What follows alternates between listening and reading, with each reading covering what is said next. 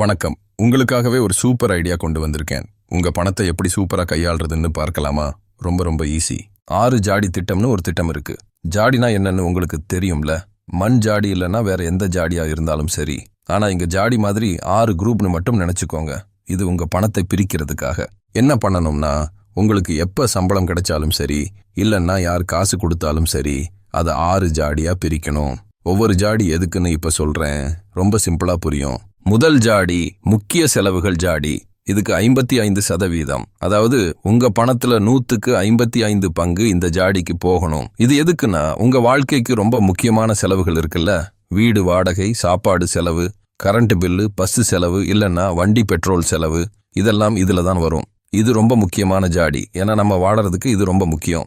2வது ஜாடி நீண்டகால சேமிப்பு ஜாடி. இதுக்கு 10%. இது எதுக்குன்னா, இப்போ இல்லைன்னா கூட பின்னாடி நமக்கு தேவைப்படும்ல. வீடு வாங்கணும்னு ஆசை இருக்கும், பிள்ளைங்களை படிக்க வைக்கணும், இல்லைன்னா திடீர்னு உடம்பு சரியில்லாம போயிடும். அதுக்காக கொஞ்சம் பணத்தை எடுத்து வைக்கிறது தான் இந்த ஜாடி. இது ரொம்ப முக்கியம். 3வது ஜாடி சந்தோஷ ஜாடி. இதுக்கும் 10%. சந்தோஷம்னா ஜாலியா இருக்கிறது. இந்த ஜாடியில இருக்கிற பணத்தை நீங்க உங்களுக்கு பிடிச்ச மாதிரி செலவு பண்ணலாம். சினிமா பார்க்க போகலாம், பிரியாணி சாப்பிட போகலாம், ஊர் சுத்த போகலாம், இல்லைன்னா உங்களுக்கு என்ன பிடிக்குமோ அது பண்ணலாம்.